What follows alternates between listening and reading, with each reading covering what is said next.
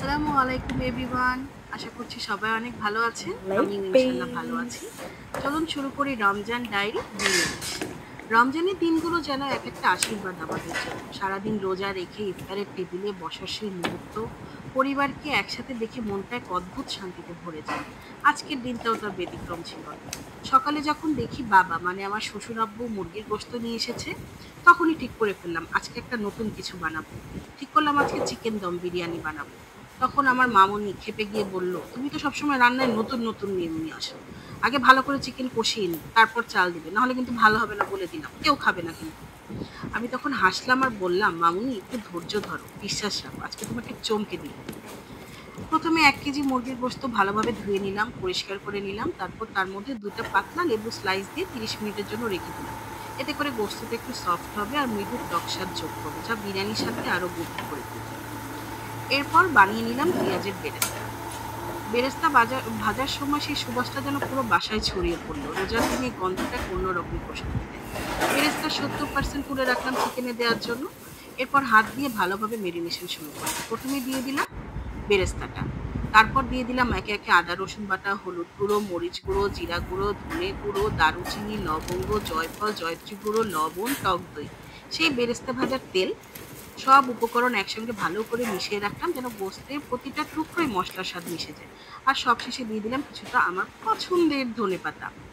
এরপর চালের প্রস্তুতি তৈরি করে নিলাম। একটা বড় পাতিলে পানি বসিয়ে দিলাম। তার মধ্যে দারুচিনি, লবঙ্গ, তেজপাতা, লবণ, তেল দিয়ে দিলাম। পানি যখন ফুটে উঠতে শুরু করলো, তখন পোলাওয়ের চালটা দিয়ে দিলাম তার মধ্যে। রান্নার সময় আমার মনের মধ্যে একটা আনন্দ হচ্ছিল। কারণ রমজানের দিনে খাবারের প্রতিটা ধাপে একটা আলাদা ভালোবাসা থাকে।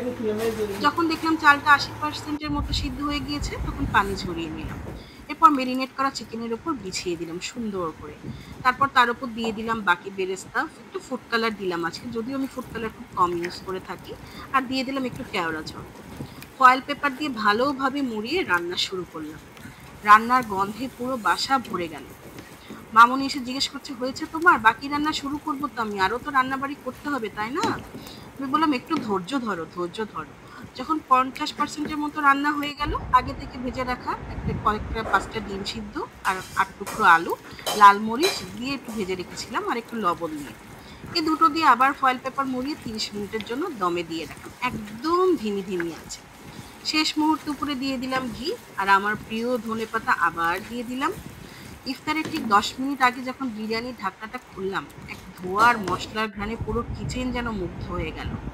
মামুনি ১ম ১ চামচ মুখে দিয়ে একটু চমকে গেল। আমি একটু চিন্তায় ছিলাম, হয়তো বলবে একটু কম বেশি হয়েছে কিছু, লবণ হয়নি, ঝাল হয়নি। কিন্তু পরের মুহূর্তে বলে উঠল, "এত পারফেক্ট দম বিরিয়ানি আমি কখনো ভাবিনি। এটা একদম রেস্টুরেন্টের মতো হয়েছে।" এদিকে আমার জামাইবাবু খুশি, বলছে, "এটাই বেস্ট চিকেন দম বিরিয়ানি। এখন থেকে তুমি এভাবেই রান্না করবে।" ওটা তো পরে কেন আমি কালার এভাবে হবে করলাম? পাগলি। আমি অ্যাজ ইউজুয়াল YouTube এ ভিডিওতে দেখলাম, কয়েকটা ভিডিও দেখে, বলছিস। দেখে তারপর শিখলাম। হুম। সেখানে দেখলাম একটা ভিডিওতে বলেছে যে অথেন্টিক চিকেন দম বিরিয়ানি নাকি এভাবে করে। চিকেন কষিয়ে নেয় না তারা। চিকেনটা মেরিনেট করে রাখে, তার উপর হচ্ছে সেদ্ধ চালটা দিয়ে দেয়। এতে নাকি গোশতের মুখের টেস্টটা একদম দেখার। অথেন্টিক থাকে। যেই ভাবা সেই কাজ, এভাবেই করলাম। ব্যাস রেজাল্ট একদম আলহামদুলিল্লাহ।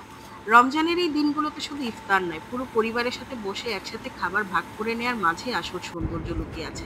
আজকের রান্নাটা শুধু একটা খাবার ছিল না, বরং ছিল বিশ্বাস, ভালোবাসা, ধৈর্যের একটা গল্প। একটা ছোট জয়ের মুহূর্ত আমার জন্য। আলহামদুলিল্লাহ।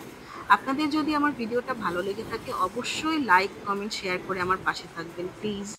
আর ইনশাআল্লাহ দেখা হবে কালকে নতুন কোনো ভিডিও নিয়ে। Till then, Allah Hafiz, and thank you so much for watching my videos and supporting me. Thank you so much from the bottom of my heart. Assalamu alaikum, everyone.